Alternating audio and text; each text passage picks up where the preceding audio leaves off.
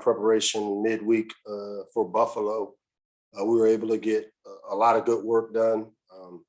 Guys like Dante Demas and Jay Sean Jones took live reps, were tackled to the ground. So it was good to see those guys take part in a live scrimmage and come out healthy and ready to go. So we're able to get a lot of good work done today. Really excited about, preparation for Buffalo. We're at that point where what I call the dog days of summer camp, where everybody's tired, everybody's a little sore, but we'll have a needed day off tomorrow, and then we'll get back in here Monday and continue our last week of camp before we break on with the mock scrimmage next Saturday, and then we'll start our preparation for Buffalo. So with that, I'll open it up to questions to you guys. Thanks, Coach. We'll start with Noah Ferguson. Hey, Coach, how's it going? What's up, Noah? How are you, buddy? I'm good. Nice haircut. You got your haircut this week, huh? Thanks, Coach. I needed it. My question is, what have you seen from the running back group in particular? I guess in the scrimmage today and just throughout fall camp in general. It's a young group that I think have shown the ability. They're all explosive guys that have the ability to make big plays. The biggest thing for me when you play young running backs is how they play without the football, and that's paramount. Being able to protect the quarterback, being effective and efficient in the passing game. Most of the guys, when they come from high school to college, they're used to the ball being in their hands a lot, but here they've got to play without the football. And so I've seen them progress. Coach Brooks has done a good job. We feel like we've got 4 guys that really can play effective football for us. The concern is they're young and their ability to take care of the protection piece of it, protecting the football.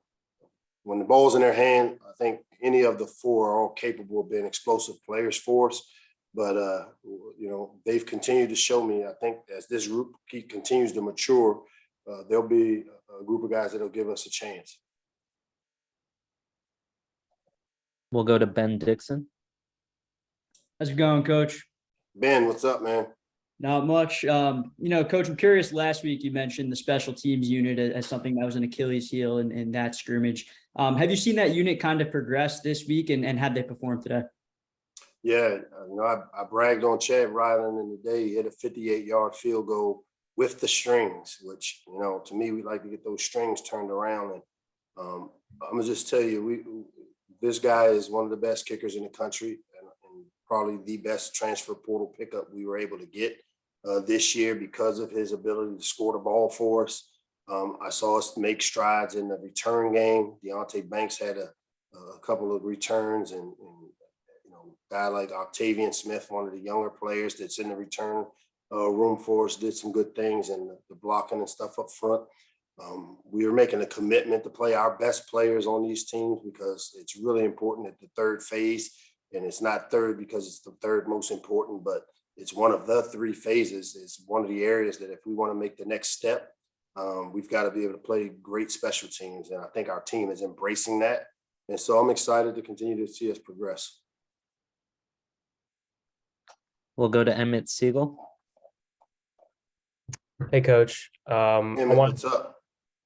Not much. I wanted to ask you about the linebackers. And, a lot of guys coming back from injury and some newcomers and what you've seen from that group, especially younger guys like Jay Sean Barham and Caleb Wheatland in camp so far. Yeah, one of the deep rooms we got some guys with experience like Ahmad McCullough, guys like Ruben Hippolyte have played a lot of football for us. Fanaje Gote's coming back from injury. With the inside guys, really been impressed with their leadership. The newcomers like Caleb Wheatland and Jay Sean Barham got here early, and so they're a little more further along than what most true freshmen will be. And I expect those guys to play quite a bit or have roles for us as we go in, start our season. So definitely one of those rooms. Coach Thompson has done a great job in their development and them understanding what we want out of the position, how you need to play it. And so the depth that we've created there, really, I expect all those guys to contribute in some form or fashion. And obviously with the special teams, which we just talked about, I expect those guys to play major roles on special teams because they're runners and hitters.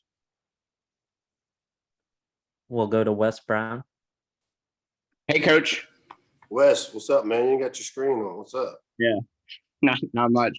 Yeah, you talked a little bit about it there, but in terms of all the young talent you have on this team, what's it like trying to balance, a team that obviously returns the most starters out of any Big Ten team with, some of the young talent you brought in that probably pushes to see the field?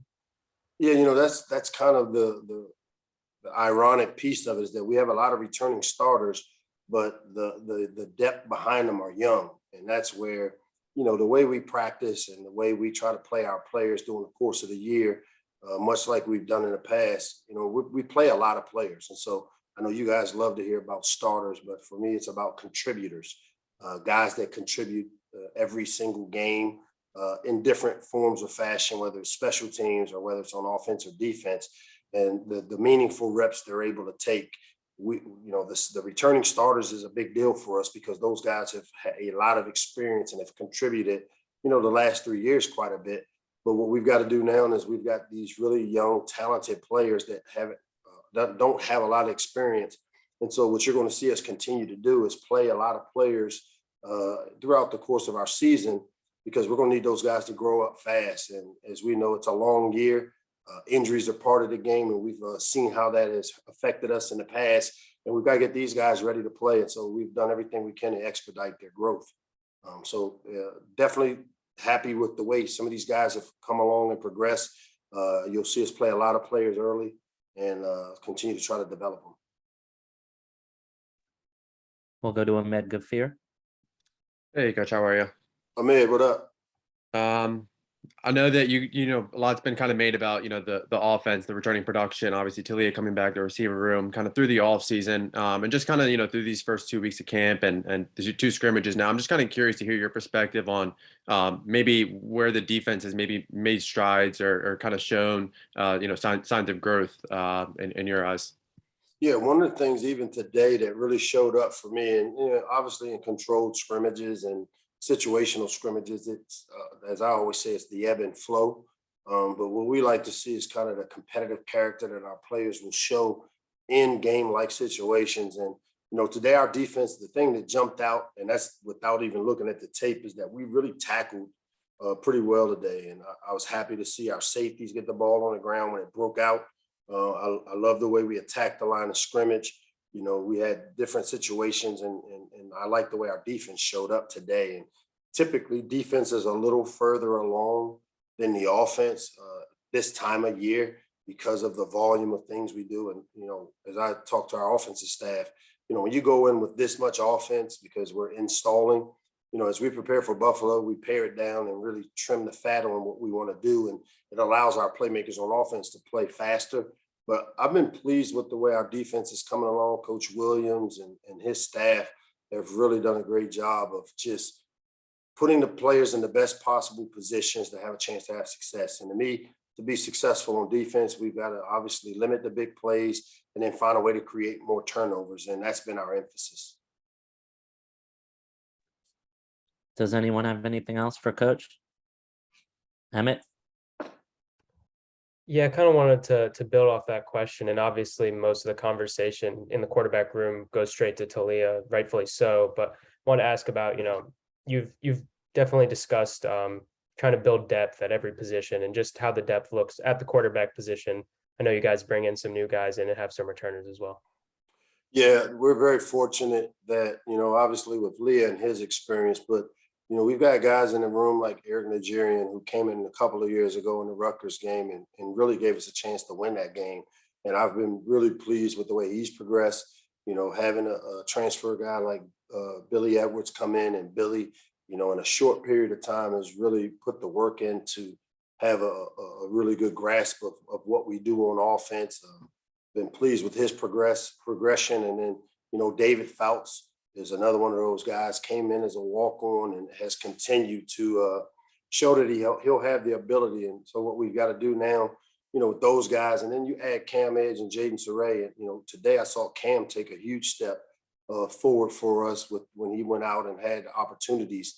And so, you know, we've got some guys that have the ability to go in for Leah if needed be, but we're going to continue to try to develop the depth behind them.